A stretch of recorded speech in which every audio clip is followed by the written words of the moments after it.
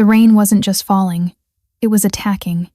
Each drop was a cold, sharp needle against my thin jacket, a miserable percussion against the symphony of my own frantic heartbeat. My lungs burned, not just from the cold, but from the sob I was desperately trying to swallow. It felt like a stone in my throat, heavy and jagged. Behind me, 5 blocks away, was the apartment that had been my prison. The peeling paint, the lingering scent of stale beer and Mark's cheap cologne, the door with the splintered frame from the last time he'd kicked it in. Ahead of me was nothing, an abyss of wet, slick asphalt reflecting the indifferent neon signs of pawn shops and liquor stores. I had $7.43 in the pocket of my jeans, a constellation of fresh bruises blooming across my ribs, and a terror so profound it felt like a living thing coiling in my gut. He'd be looking for me. The thought sent a fresh spike of ice through my veins. Mark's rages were volcanic, but his possessiveness was a slow, creeping poison. He wouldn't let me go, not because he loved me, but because he owned me. In his mind, I was another one of his possessions, like his beat-up truck or the worn leather chair he always sat in. You don't just let your things walk away. A car horn blared nearby, and I flinched so violently I stumbled, my worn-out sneaker skidding on a slick patch of pavement. I caught myself against the cold, damp brick of a building, my breath coming in ragged, useless gasps. I needed to disappear. But how do you disappear when you have nowhere to go? My gaze swept the street, desperate. Everything was closed. Metal grates pulled down over storefronts, darkness behind the glass. The city was shutting down for the night, hunkering down against the storm, leaving me outside in the cold. And then I saw it. A soft, golden light spilling from a small storefront halfway down the block. It was an oasis in the concrete desert. The sign was simple, elegant script that read, Café Not, Night Cafe. It looked warm. It looked safe. It was probably closed, but the light was on, a beacon I couldn't ignore. My legs, shaky and protesting, carried me toward it. With each step, the warmth of the light seemed to pull me in, a gentle, insistent gravity. The windows were steamy, obscuring the inside, but I could make out the dark shapes of small tables and chairs. Pushing my wet hair from my face, I tried the door. The brass handle was cold and heavy in my hand. To my utter shock, it turned. The door swung inward with a soft jingle from a tiny bell, and I slipped inside, bringing a gust of wind and rain with me. The air was a revelation. It smelled of dark roasted coffee, of cinnamon and warm bread, of something clean and grounding. It was the smell of comfort, of a life I hadn't known in years. The space was small and intimate, with dark wood floors and walls lined with books.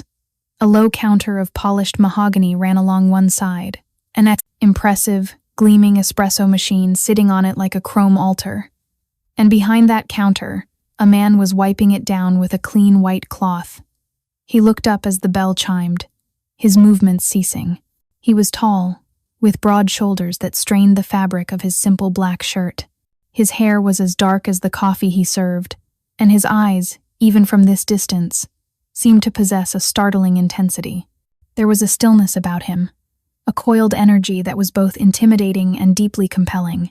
He wasn't handsome in a soft, conventional way. His features were too sharp for that, his jaw too severe. He was striking, like a predator is striking all elegant lines and controlled power. "We are closed," he said. His voice was deep, a low rumble that seemed to vibrate in the floorboards.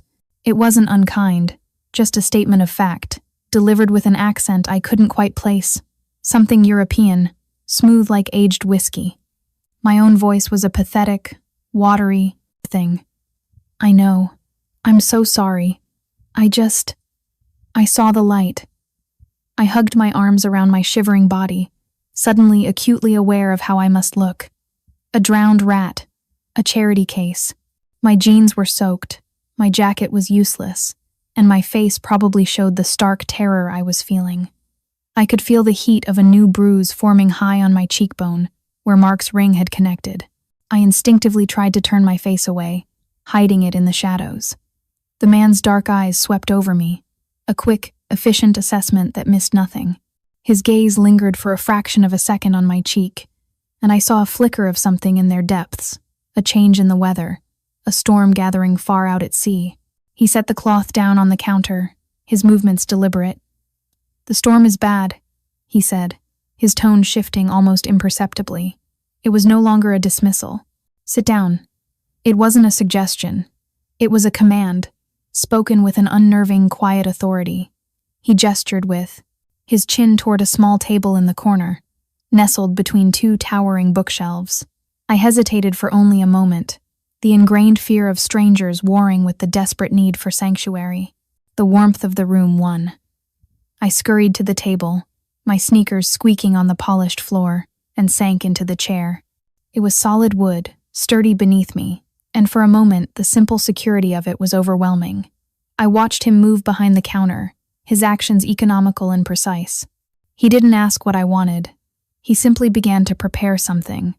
The hiss of the espresso machine and the rich aroma of fresh grounds filling the quiet room. He brought the cup over a few minutes later. It was a heavy ceramic mug, warm in my trembling hands. Steam rose from the dark liquid, carrying the scent of chocolate and coffee. "Cioccolata calda," he said, placing it gently on the table in front of me. "Hot chocolate, not coffee." He must have seen how badly I was shaking. "Drink, it will help with the cold." "Thank you," I whispered, my voice thick with unshed tears. I lifted the mug, the heat seeping into my frozen fingers. The first sip was a shock of warmth and sweetness that spread through my chest, a small, temporary dam against the flood of panic. I drank it greedily, the rich liquid chasing away some of the chill that had settled deep in my bones. He didn't return to the counter. Instead, he pulled out the chair opposite me and sat down, his large frame seeming to shrink the small table. He leaned forward slightly, his forearms resting on the wood. The silence stretched, punctuated only by the drumming of the rain against the window pane and the sound of my own ragged breathing. I kept my eyes fixed on the mug, unable to meet his gaze. It felt too powerful, like staring into the Sunday. "You are running from someone," he stated. Again, not a question. My head snapped up, my heart hammering against my ribs. "No," I lied, the word coming out, weak and unconvincing. "I just got caught in the rain." A faint, humorless smile touched his lips. It didn't reach his eyes. Those eyes were fixed on the side of my face, on the bruise I had tried to hide. "The rain in this city is getting rougher then. It leaves marks." His voice was soft, almost gentle, but it carried an edge of tempered steel. I flinched, my hand flying to my cheek as if to cover the evidence. Shame and fear washed over me in a nauseating wave. I should leave. I should thank him for the chocolate and run back out into the night. But where would I go? Back to Mark? The thought was a physical blow, stealing the air from my lungs. "I don't know you," I managed to say, my voice trembling. "My name is Dante," he replied simply. "And you are in my café. That makes you my concern. For tonight, at least." He leaned back in his chair, his gaze never leaving my face. It was an unnerving scrutiny, as if he were looking past my skin, past my fear, and seeing the ugly, tangled truth of my life. "What is his name?" The question was so direct, so sudden, that it short-circuited my defenses. "Mark," I breathed, the name tasting like ash in my mouth. The admission felt like a betrayal, a breaking of the silent, terrified rule to never, ever talk about it. Dante nodded slowly, as if I had just confirmed something he already knew. "And where is Mark now?" "Looking for me," I whispered. The reality of it crashed down on me again. I was on a timer. Every second I sat here, he was getting closer. Panic began to bubble up again, hot and acidic. I pushed the chair back, ready to bolt. "I have to go. Thank you for the chocolate." "You will not make it a block," Dante said, his voice dropping lower, holding me in place more effectively than any physical restraint. "Men like this one, they are predictable. He will be checking the bus station, the all-night diners. He will be driving the streets. He is a dog, hunting a rabbit, and you are out in the open." His words painted a terrifyingly accurate picture. I could see Mark now, his face flushed with rage, his knuckles white on the steering wheel of his truck, his eyes scanning the sidewalks. Dante was right. I was a rabbit, and I had run out of briar patches to hide in. A tear I hadn't been able to hold back finally escaped, tracing a hot path down my cold cheek. "What do you want?" I asked, my voice cracking. In my world, kindness always came with a price. No one gave you a cup of hot chocolate in a storm without expecting something in return. Dante's expression remained unreadable, a mask of carved stone. "I want you to be safe," he said. The simplicity of the statement was disarming. "And I want to ensure that Mark is no longer a problem." I stared at him, bewildered. "You can't. You don't understand. He's... I couldn't find the words. Vicious, cruel, unstoppable. "I understand perfectly," Dante interrupted, his voice laced with a chilling certainty. He reached into the pocket of his trousers and pulled out a sleek, dark phone. He tapped the screen once and held it to his ear. I watched, my heart thudding a frantic rhythm against my bruised ribs. Who was he calling at this hour? "Roman," he said into the phone, his voice low and clipped. "Bring the cars to the café now." He didn't wait for a reply. He simply ended the call and placed the phone back on the table. The finality of the action was absolute. "What did you do?" I whispered, a new kind of fear beginning to dawn. This man was not just a kind cafe owner. The authority he radiated was too potent, too ingrained.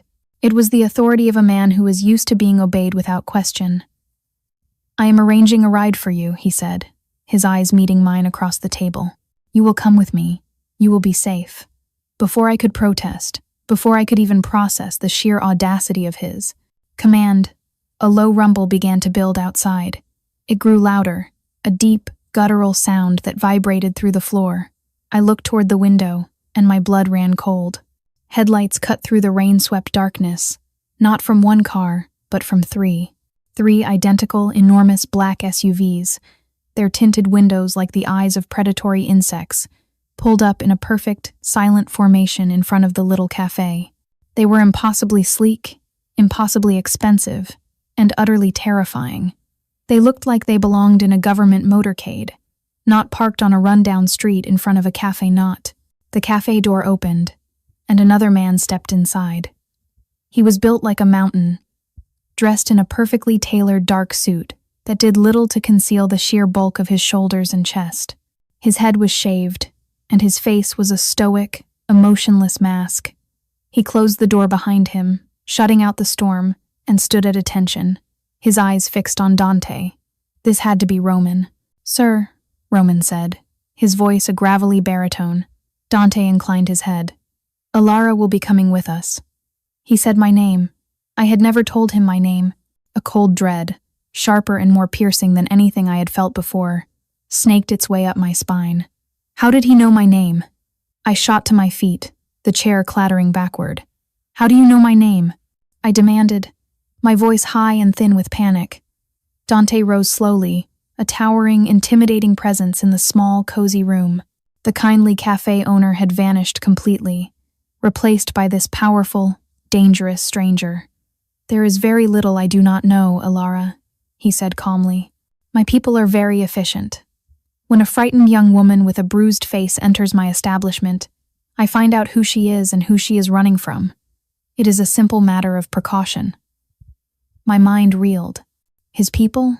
While I had been sitting here, drinking his hot chocolate, he had been investigating me?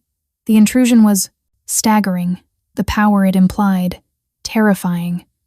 This was an escalation I couldn't comprehend. My little world of fear, centered on Mark, had just been violently ripped open, revealing a much larger, darker universe I didn't understand. "I'm not going with you," I said, trying to inject a strength I didn't feel into my voice. "I don't know who you are." "You know I am not Mark," he countered, his voice softening again, a calculated move to soothe the terrified animal he saw before him. "You know that out there," he gestured to the rain-lashed street, "is a man who wants to hurt you. And in here," his gaze held mine, a magnetic, inescapable pull, "is a man who is offering you a way out. The choice is very simple." He was right. It was simple. It was a choice between the monster I knew and the monster I didn't. But Dante didn't look at me like Mark did. Mark's eyes held a cruel, possessive hunger. Dante's eyes, they held something else. Something fiercely protective. Something that looked at my bruises not with satisfaction, but with a cold, simmering rage. Roman moved to the door, opening it. A blast of cold, wet air rushed in, a reminder of the world I would be returning to if I refused. I looked from the dark, unforgiving street to Dante's unwavering stare. My survival instinct, honed by years of living with Mark, was screaming at me. It wasn't screaming to run from Dante, it was screaming to run to him. With a trembling sigh that felt like the surrender of my entire life, I gave a small, jerky nod. A flicker of something that might have been satisfaction crossed Dante's face before it was gone. He gestured for me to precede him. As I walked past him, his scent washed over me, not coffee and cinnamon, but something more complex and masculine, like expensive cologne, leather, and the clean, sharp smell of ozone before a storm. Roman held the door of the middle SUV open for me. The interior was a cavern of plush black leather and polished wood, smelling new and impossibly clean. It was a different world from Mark's truck, with its cracked dashboard and floor littered with fast food wrappers. I slid onto the seat, feeling small and out of place, a stray cat brought into a palace. Dante got in after me, settling into the seat opposite, the door closing with a soft, solid thud that sealed us inside, cocooned from the storm and the city. Roman took the front passenger seat, and the driver, a man I hadn't even seen, put the vehicle in motion. The three SUVs pulled away from the curb in perfect, silent synchronicity, leaving the small, warm light of the Café not behind.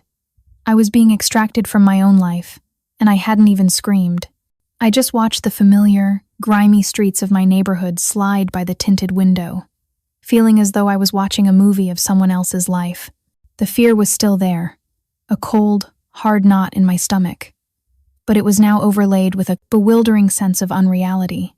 We drove for what felt like an eternity, leaving the city's crumbling outer edges behind and moving into wealthier, more secluded territory. The streets became wider, the houses larger, set back from the road behind imposing gates and ancient trees. The rain had softened to a persistent drizzle, and the world outside the car was a blur of dark, wet greens and the glittering lights of mansions. Finally, the convoy slowed, turning onto a long private drive flanked by a towering stone wall. An ornate black iron gate swung open for us without anyone stopping, as if by magic. We proceeded up the driveway, which was lined with perfectly manicured gardens, dark and mysterious in the night. At the end of the drive was a house, but house was too small a word for it. It was a mansion, a sprawling edifice of pale stone and dark glass that seemed to have been carved from the hillside itself. It was modern and severe, all clean lines and dramatic angles, yet it looked as solid and permanent as a fortress. Lights glowed from within, casting warm geometric patterns onto the wet flagstones of the courtyard where we stopped. The car door was opened by another man in a dark suit. Dante stepped out first, then turned and offered me his hand. I stared at it for a moment. It was a large, strong hand, the gesture one of old-world courtesy that seemed completely at odds with the intimidating show of force that had brought me here. Hesitantly, I placed my trembling fingers in his. His grip was firm and warm, engulfing my own. He helped me out of the car, his hand lingering on mine a moment longer than necessary before he let go. He led me toward the massive front doors, which were opened from the inside by yet another stoic-faced man. I stepped across the threshold, and my breath caught in my throat. The foyer was vast, with a ceiling that soared 2 stories high. The floor was a polished expanse of black marble that reflected the light from a spectacular modern chandelier that looked like a frozen explosion of crystal. A grand, floating staircase with a glass balustrade curved its way to the 2nd floor. The air was still and quiet, carrying only the faint, clean scent of lemon oil and fresh flowers. A huge vase of white lilies stood on a console table, their perfume a delicate counterpoint to the home's stark grandeur. This wasn't just wealth. It was a statement of absolute, unassailable power. The $7 in my pocket felt like a joke, a relic from a forgotten, pathetic life. "Welcome to my home, Alara." Dante's voice was a low murmur beside me. "You are safe here. Safe." The word seemed absurd in this place that was so far beyond my comprehension. I felt like a mouse in a lion's den. A well-appointed, luxurious den, but a den nonetheless. An older woman with her gray hair pulled into a neat bun, wearing a simple but elegant black dress, approached us. Her face was kind, lined with wrinkles of concern. "Mr. Dante," she said, her voice soft. "Everything is ready." "Thank you, Sophia," he said, his tone warmer than any I had heard him use before. He turned to me. "This is Sophia. She runs my household. She will show you to your room. You should get out of those wet clothes. There will be something for you to wear." I could only nod, feeling mute and overwhelmed. Sophia gave me a small, reassuring smile. "This way, my dear," she said gently, and I followed her toward the magnificent staircase, feeling Dante's eyes on my back the entire way. The room she led me to was not a room. It was a suite. It was larger than my entire apartment. The colors were muted and calming creams, soft grays, and dusty blues. A king-sized bed with a mountain of pillows sat against one wall. Another wall was made entirely of glass, offering a breathtaking panoramic view of the storm-swept city lights twinkling in the distance. There was a sitting area with a plush sofa and an adjoining door that Sophia opened to reveal a bathroom clad in floor-to-ceiling white marble, with a bathtub deep enough to swim in. Laid out on the bed was a set of soft, silk pajamas and a thick, fluffy robe. "There is food in the sitting room if you are hungry," Sophia said, gesturing to a small table where a tray was set with a silver-domed plate, a pitcher of water, and a glass. "Mr. Dante thought you might not have eaten. Please, call if you need anything at all." She left, closing the door softly behind her, and I was alone. I stood in the center of the vast, silent room, feeling the plush carpet beneath my wet sneakers. I felt like an actress who had wandered onto the wrong set. This life, this opulence, was not mine. I peeled off my damp, grimy clothes, leaving them in a sad little heap on the marble floor of the bathroom. The hot water of the shower was a miracle, washing away the grime of the street and the lingering feel of Mark's hands on my skin. I scrubbed myself until my skin was pink, as if I could wash away the entire last year of my life. Wrapped in the impossibly soft robe, I explored the suite. I opened the closet out of curiosity and gasped. It was a walk-in, and it was not empty. It was filled with women's clothes. Dresses, sweaters, trousers, shoes, all in my size. New, with the tags still on them. A dizzying array of designer labels I'd only ever seen in magazines. It was terrifying. It suggested a level of planning, of foresight, that went far beyond a simple act of charity. This wasn't a guest room.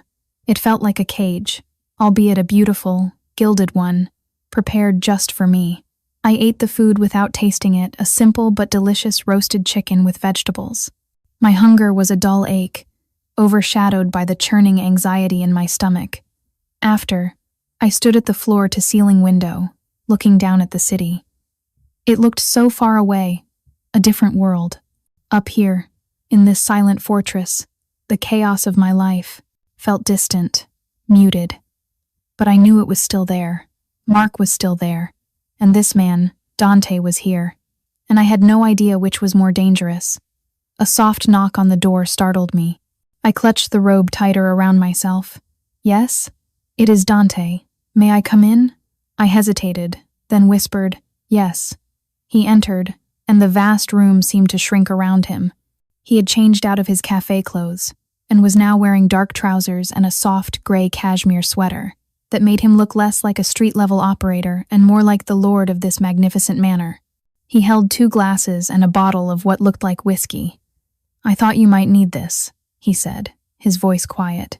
He poured a small amount of the amber liquid into one of the glasses and handed it to me. He poured a larger measure for himself. "To calm your nerves." I took a tentative sip. The whiskey was smooth and smoky, burning a slow, welcome path down my throat. He didn't sit, but stood near the window, looking out at the same view that had captivated me. "Tomorrow, we will talk," he said, his back still partially to me. "Tonight you should rest. No one can harm you here, Alara. You have my word." "Your word?" I said, a flicker of my old defiance returning. "And what is that worth? I don't even know who you are. You're not just a cafe owner." He turned to face me then, his expression serious. "No," he agreed. "I am not. The cafe is a hobby, a small piece of normalcy I allow myself. My other business is far more complicated. What business? I pressed, my heart starting to beat a little faster. I am a man who solves problems, he said, his gaze intense. And your husband, Mark, is a problem I intend to solve. The cold finality in his voice was terrifying. What are you going to do to him? I whispered, afraid of the answer. Part of me, the dark, bruised part, wanted Mark to suffer. But another part, the part that still remembered the man I thought I'd married, was afraid. I am going to make him disappear from your life, Dante said simply. I am going to offer you a solution, Alara, a complete solution. I will handle Mark. I will provide for you. I will give you a life where you never have to be afraid again. Why? The word was torn from me. Why would you do this for a stranger? He took a step closer, and my breath hitched. He reached out, his fingers gently tracing the line of my jaw, stopping just short of the bruise on my cheek. His touch was surprisingly soft, sending a jolt of electricity through me. Because I know what men like him are, he said, his voice dropping to a raw, husky whisper. And I know what they do to women who are good and kind. He paused, his dark eyes searching mine, and for the first time, I saw a crack in his formidable armor. I saw a flicker of old pain, of a deep, ancient wound. My mother, she was married, to a man like Mark. He was my father. I was a boy, too small, too weak to stop him. I would hide in my room and listen to her cry. I would see the bruises she tried to hide with makeup. And I swore to myself that when I was a man, I would never be weak again. I would never let another man like him hurt a woman I cared about. His thumb brushed against my cheek, a feather-light touch that was more intimate than any kiss. When you walked into my cafe tonight, I saw her. I saw my mother's fear in your eyes, and I will not stand by and do nothing. Not again. The confession hung in the air between us, a stunning, vulnerable admission. It explained everything. The intensity, the possessiveness, the immediate, overwhelming need to protect me. It wasn't just about me. It was about him.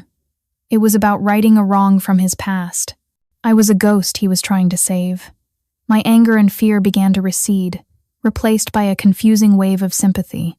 This powerful, dangerous man was driven by the ghost of a helpless little boy. I looked at him, really looked at him, and saw not just a captor, but a protector.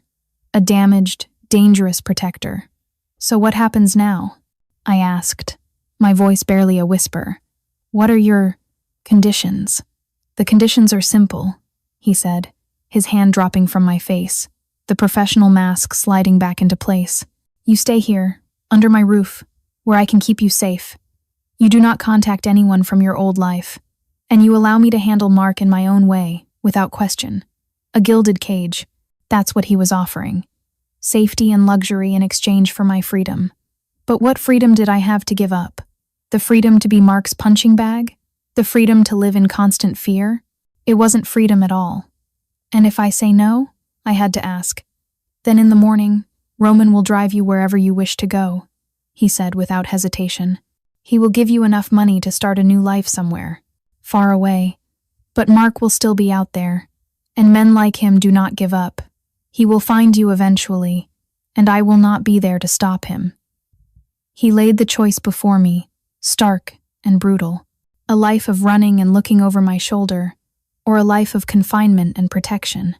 He drained his glass of whiskey and set it down on the table. The choice is yours, Alara, he said, his voice devoid of emotion.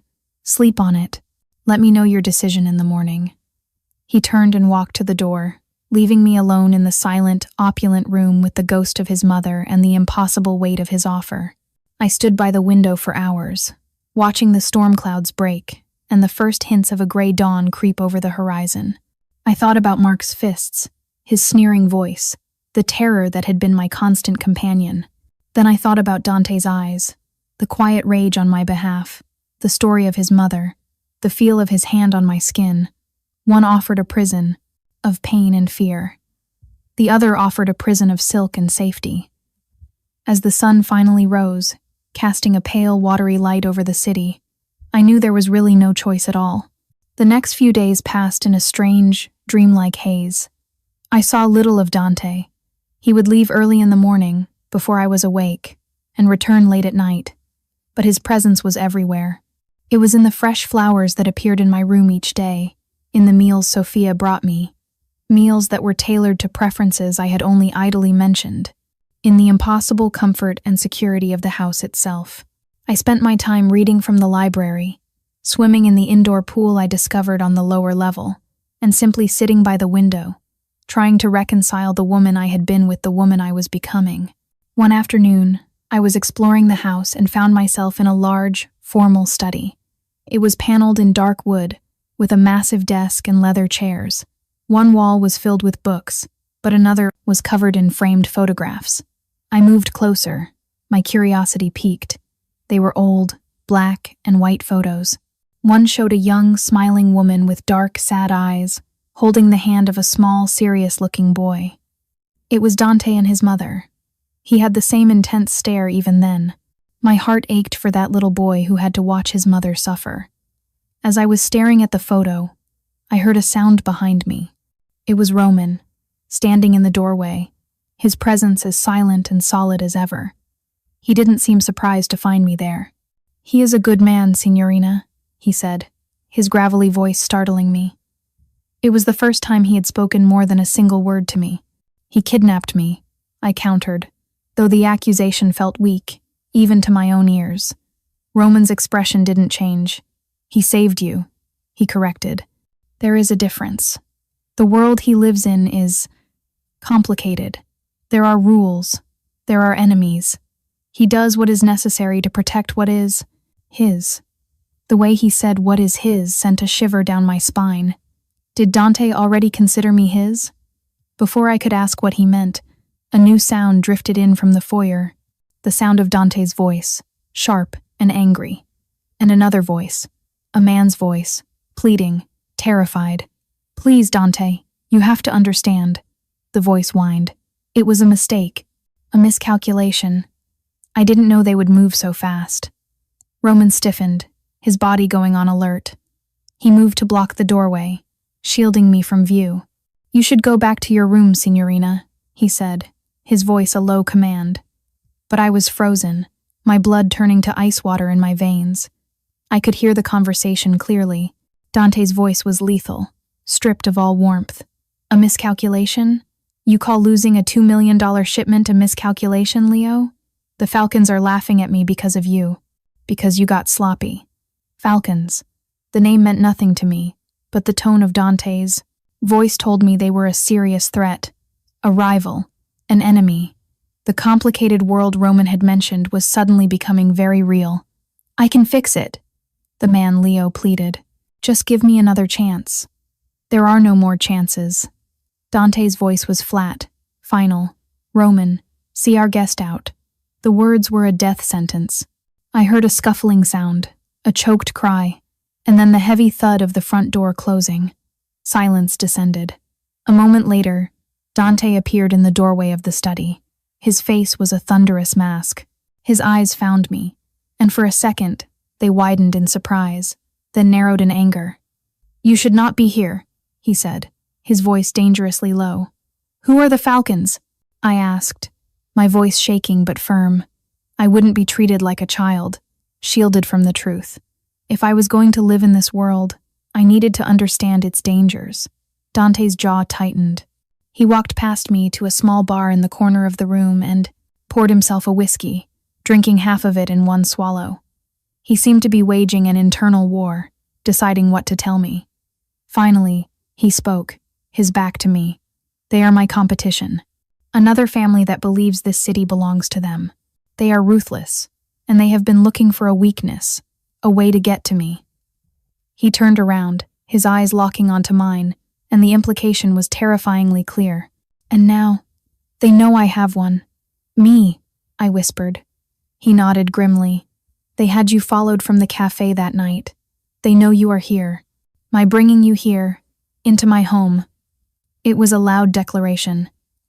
"It has made you a target, Ilara. That is why you cannot leave. It is no longer just about protecting you from Mark.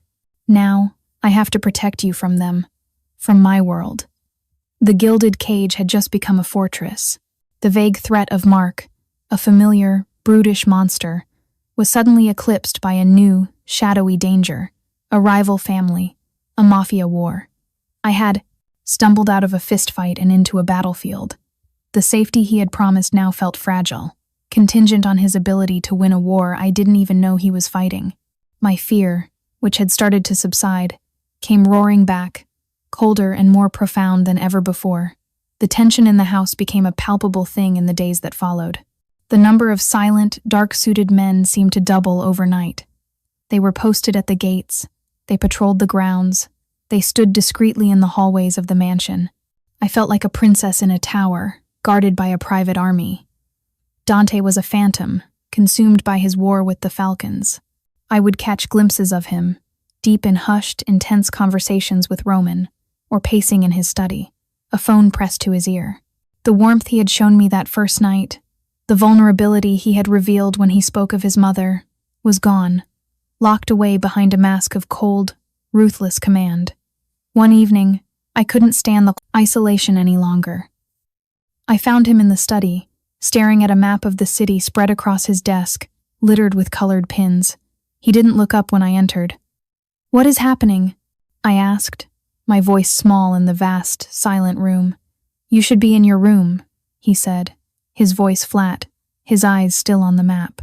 "I'm not a doll you can put away in a box when things get difficult," I retorted, a spark of anger cutting through my fear. "This is my life too now. You made it my life. I deserve to know what's going on." He finally looked up, and the weariness in his eyes startled me. He looked tired, the immense pressure of his world weighing on him. He ran a hand through his dark hair. "The Falcons sent a message," he said, his voice rough. "They know your name. They know where you used to live. They even know the name of the hospital where you worked as a nurse." The blood drained from my face. They had dug into my past, into my life. "How?" "They have resources, just as I do," he said grimly. "They are making it clear that they see you as leverage, a pawn in their game." He slammed his fist down on the desk, a sudden violent crack of sound that made me jump. "I will not allow it. I will not let them touch you." "What about Mark?" I whispered, the thought of him a sudden, jarring intrusion. In the face of this new, faceless threat, my old monster seemed almost insignificant. Dante's expression turned to ice. "He is the loose end, the one part of your old life that can still be traced, still be used. He needs to be dealt with, permanently." "What are you going to do?" I asked, my heart pounding. "I am going to have a conversation with him," Dante said, his voice devoid of any emotion. "Roman is bringing him here." "Here?" I recoiled in horror. "You're bringing him to this house?" "It is the most secure location," he stated simply, "and I want him to understand, fully, what he has lost, and who he is dealing with." He stood up and walked towards me, stopping just inches away. He cupped my face in his hands, his thumbs gently stroking my cheeks. "I need you to be strong, Alara. I need you to trust me. Can you do that?" Looking into his dark, intense eyes, I saw the protector again, the man who saw his mother's ghost in my face, the man who had ignited a war because he refused to let another woman suffer. In that moment, surrounded by danger and uncertainty, he was the only solid thing in my world. "Yes," I whispered. A few hours later, I was in my suite, trying to read, but the words just swam on the page. Every sound from downstairs made me flinch. Then, I heard it. The sound of a car on the gravel driveway, followed by the opening and closing of doors. Then, shouting. Mark's voice, rough and furious, laced with confusion. "Get your hands off me!" "Who the hell are you people?" I couldn't help myself. I crept to my door, opening it just a crack. I could see the foyer from the top of the stairs. Roman and another guard were dragging Mark inside. He looked pathetic. His clothes were rumpled, his hair was a mess, and his face, usually twisted in a sneer of drunken arrogance, was pale with fear. He looked small and insignificant in the vast, opulent space. Dante descended the staircase slowly, his movements deliberate and menacing. He was wearing a dark suit, looking every inch the powerful man he was. He stopped on the bottom step, looking down at Mark with an expression of utter contempt. "Mark," Dante said, his voice a low, dangerous purr. I am so glad you could join us. We have much to discuss." Mark's eyes darted around, taking in the marble floors, the chandelier, the silent guards. His gaze landed on Dante, and a flicker of recognition, then terror, crossed his face. You're the guy from the coffee shop." "I am," Dante agreed. "And you are the man who enjoys hitting women. Specifically, the woman who now lives in this house, the woman who is now under my protection." With each word, Dante descended another step, his presence becoming more and more overwhelming. Mark stumbled backward, his bravado evaporating. "Look, man, whatever she told you, it's a lie. She's a psycho. She bruises easy." Dante was in front of him now. He moved with a speed that was shocking, his hand lashing out and grabbing Mark by the throat. He slammed him back against the wall, the impact echoing in the silent hall. Mark gasped, his face turning purple, his hands clawing uselessly at Dante's wrist. "You will never speak her name again," Dante snarled, his voice a venomous whisper. "You will never go near her again. You will pack your things, you will leave this city, and you will never, ever come back. If I hear your name, if I see your face, if I even think you are breathing the same air as her, I will find you. And the conversation we have then will be much shorter." He held him there for a few more seconds, letting the terror sink in, then released him. Mark collapsed to the floor, gasping and choking. "Get him out of my sight," Dante ordered Roman, his voice dripping with disgust. He turned his back on Mark, dismissing him as if he were nothing more than a piece of trash to be disposed of. Roman hauled Mark to his feet and dragged him back out the front door. Dante stood alone in the foyer for a long moment, his shoulders rigid. He slowly unclenched his fists, then looked up, his eyes finding me at the top of the stairs. His expression was unreadable. He had just shown me the monster that lived inside him, the brutal, ruthless man who ran his world. And I wasn't afraid. Seeing him defend me, seeing him reduce the man who had terrorized me for years to a sniveling, pathetic coward, it was terrifying, yes, but it was also intoxicating. I felt a surge of something dark and powerful. I felt safe. With this personal threat of Mark neutralized, Dante's entire focus shifted to the external one. The house remained on high alert. The atmosphere was thick with a tension that was both frightening and exhilarating. I was a spectator in a high-stakes war, my life the prize. Dante was a general in his command center. He spent hours in his study with Roman and other men, whose faces were hard and grim. I would bring him coffee, and he would give me a brief, distracted smile, his mind clearly on strategy, on movements, on the enemy. One night, he found me in the library, curled up in an armchair, unable to sleep. He looked exhausted, but his eyes were burning with a fierce, controlled energy. He came and knelt before me, taking my hands in his. "It ends tonight," he said, his voice low and determined. "I am meeting with the Falcons. We will settle this." "Is it dangerous?" I asked, my voice trembling. "Everything in my life is dangerous," he replied honestly. "But this is necessary. I will not live with this threat hanging over us. Over you." He squeezed my hands. "Stay inside. Do not open the doors for anyone but me or Roman. Do you understand?" I nodded, my throat too tight to speak. He stood, leaned down, and pressed a soft, brief kiss to my forehead. It was a gesture of such unexpected tenderness that it made my eyes well up with tears. "I will be back," he promised. And then he was gone. The hours that followed were the longest of my life. I paced the length of my suite, the mansion feeling less like a fortress and more like an empty, echoing tomb. Every shadow seemed to hold a threat. Every creak of the old house made my heart leap into my throat. Sophia tried to tempt me with food, but I couldn't eat. I just waited, my entire being focused on the sound of a car returning. It was well after dawn when I finally heard it. I rushed to the window and saw Dante's SUV pulling up the drive. It was alone. My heart hammered against my ribs. As I waited, the front door opened and closed. I ran from my room and down the grand staircase. Dante was standing in the foyer, Roman at his side. Dante's suit was disheveled, his tie loosened. There was a small, bloody cut on his temple, and his knuckles were bruised. But he was standing. He was alive. His eyes found me, and a slow, tired smile touched his lips. "It is over," he said, his voice raspy with exhaustion. "The Falcons will no longer be a problem." I didn't care about the Falcons. I didn't care about the war. All I cared about was the man standing in front of me. I ran the last few steps and launched myself into his arms. He grunted in surprise, but his arms came around me, holding me tight against his chest. I buried my face in his shoulder, inhaling his scent, reassuring myself that he was real, that he was here. "You're hurt," I whispered, my hand coming up to gently touch the cut on his temple. "It is nothing," he murmured, his hand stroking my hair. "It is a small price to pay." He pulled back just enough to look at me, his dark eyes searching my face. The exhaustion was there, but so was something else. A profound relief, a deep, unguarded emotion I had never seen in him before. The adrenaline of the past few weeks, the fear and the uncertainty, suddenly crashed.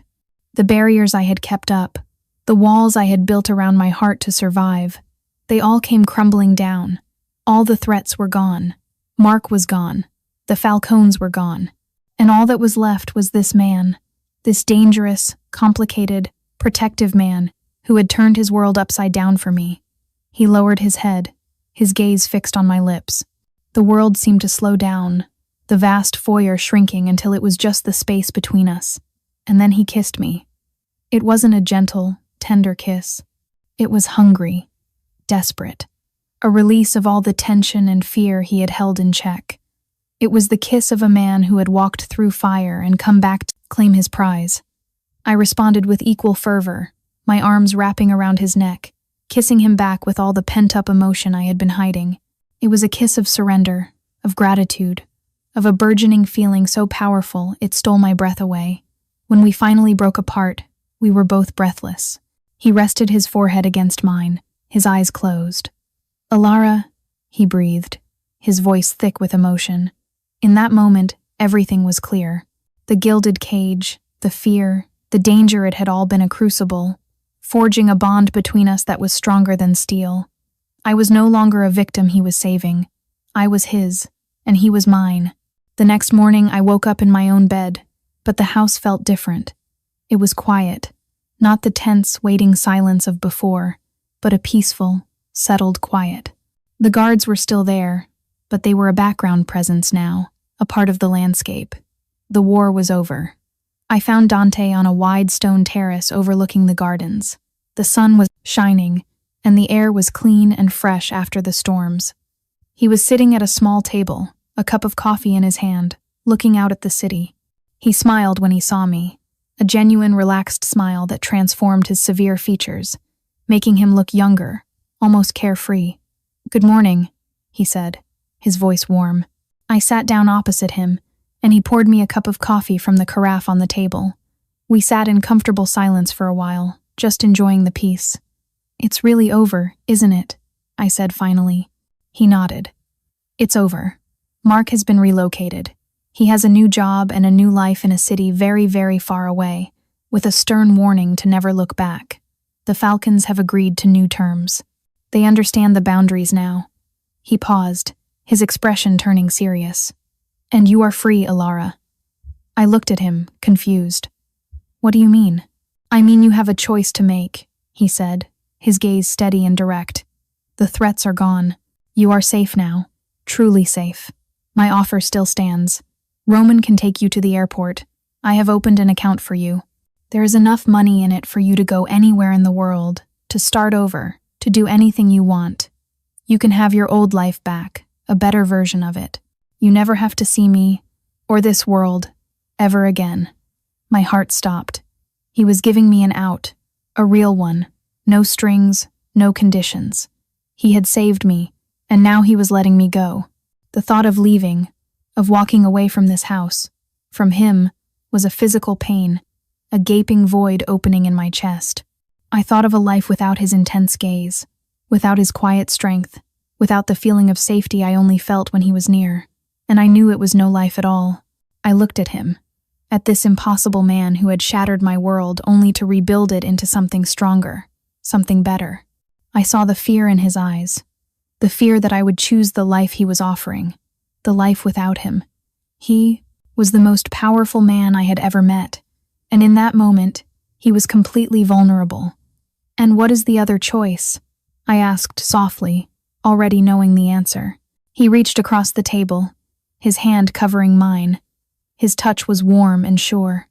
"The other choice," he said, his voice low and intense, "is that you stay. You stay here, with me. Not as my prisoner, not as my ward, as my partner, as my everything." It was the conscious choice, my final transformation from a victim of circumstance to an active participant in my own destiny. I had been brought here by force, kept here by fear, but I would stay here by choice. I turned my hand over and laced my fingers with his.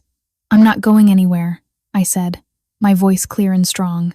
The relief that washed over his face was so profound it was like watching the sun break through the clouds.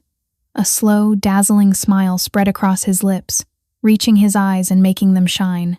He stood up, pulled me to my dosha feet, and wrapped me in his arms, lifting me off the ground and spinning me around. I laughed, a real, joyous laugh that felt like it had been trapped inside me for years. He set me down but kept me in his arms, his forehead resting against mine.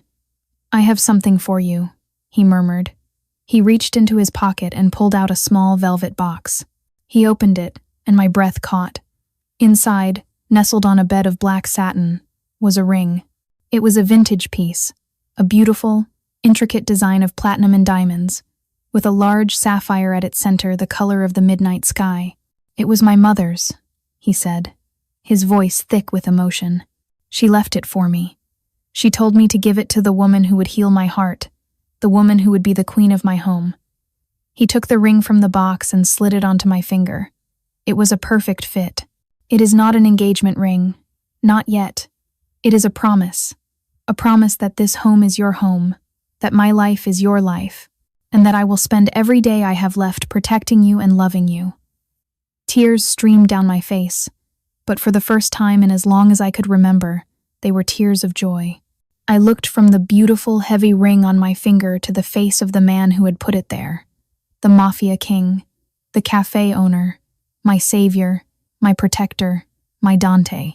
"I love you," I whispered, the words feeling truer than anything I had ever said. "And I love you, my Alara," he replied, his voice rough with a love that had been forged in darkness and fear, and had emerged into the light, stronger and more brilliant than I could have ever imagined. He kissed me then, a slow, deep kiss filled with promises, and a future I had never dared to dream of. The sun was warm on our faces, the garden was peaceful, and for the first time, the magnificent mansion behind us didn't feel like a fortress or a cage. It felt like home. I was secure, I was cherished, and I was looking toward a new beginning.